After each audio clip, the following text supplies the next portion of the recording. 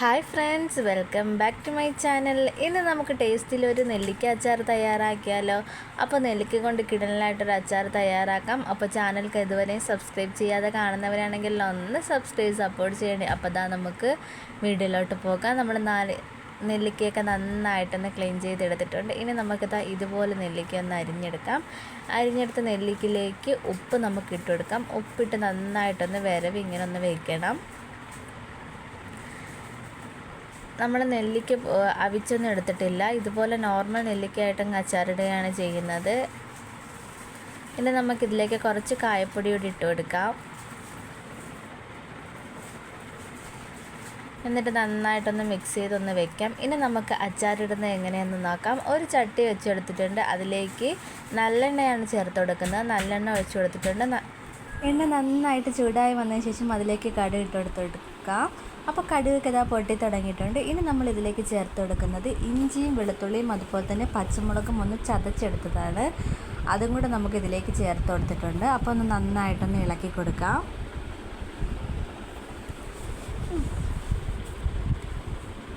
ഇത് നന്നായിട്ട് മൂത്ത് വരുന്നവരെ നമുക്കിതൊന്ന് ഇളക്കി കൊടുക്കണം. ഇതിൻ്റെയൊക്കെ ഒരു പച്ചമണം മാറി വരണം.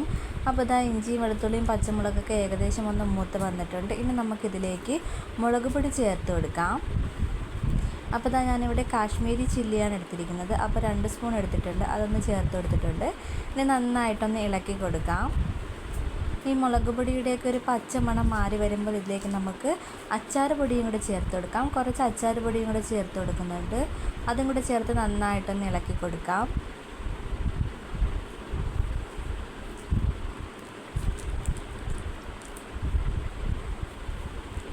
ഇനി നമ്മൾ ഇതിലേക്ക് ചേർത്ത് കൊടുക്കുന്നത് വിനാഗിരിയാണ്. കുറച്ച് വിനാഗിരിയോടെ ഇതിലേക്ക് ചേർത്ത് കൊടുക്കുന്നുണ്ട്. വിനാഗിരിയോട് ചേർത്ത് ഒന്ന് ഇളക്കി കൊടുക്കാം. ഇനി ഇതിലേക്ക് നമ്മൾ അരിഞ്ഞ് ഉപ്പും കായപ്പൊടിയും ചേർത്ത് വെച്ചിരിക്കുന്ന നെല്ലിക്ക ഇതിലേക്ക് ചേർത്ത് കൊടുക്കാം. നെല്ലിക്ക ചേർത്ത് കൊടുത്ത് നന്നായിട്ടൊന്ന് ഇളക്കി കൊടുക്കണം.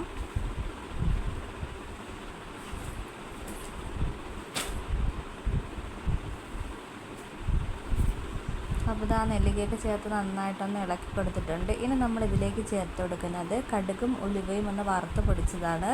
അതും കൂടെ ചേർത്ത് കൊടുക്കുന്നുണ്ട്. അതും കൂടെ ചേർത്ത് കൊടുത്ത് ഒന്ന് ഇളക്കി കൊടുക്കാം.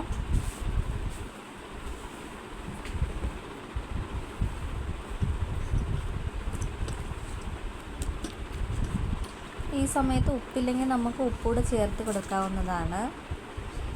അപ്പോൾ ഇതാ നമ്മുടെ വളരെ ടേസ്റ്റി ആയിട്ടുള്ള നെല്ലിക്ക അച്ചാർ ഇവിടെ തയ്യാറായിട്ടുണ്ട്. ഒന്ന് ട്രൈ ചെയ്ത് നോക്കുക. അതുപോലെ തന്നെ ഫീഡ്ബാക്ക് അറിയിക്കാനും മറക്കല്ലേ.